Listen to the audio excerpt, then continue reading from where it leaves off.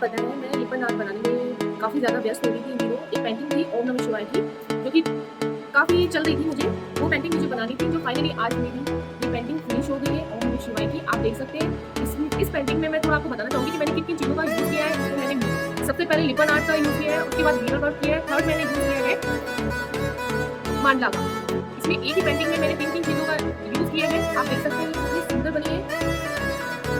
ये सारे वीडियोस मैंने डाल दिए हैं किस तरीके से मैंने लिपन आर्ट से बनाया, किस तरह मैंने मिरर वर्क किया है। काफ़ी सारे मिरर अलग अलग शेप के कुछ मिरर्स यूज़ किए हैं और काफ़ी अच्छी निकल के आई है पेंटिंग। आप देख सकते हैं बहुत अच्छा सुंदर निकला है और इसमें मुझे मैक्सिमम 4 से 5 आवर्स लग गए, क्योंकि हर रोज़ एक साथ में बैठना थोड़ा सा मुश्किल हो जाता है। तो मैंने हर रोज़ 2-3 दिन में हर रोज़ थोड़ा थोड़ा टाइम देती थी और ये सोचती थी कि क्या और अच्छा कर सकती हूँ। तो फाइनल रिजल्ट आपके सामने है।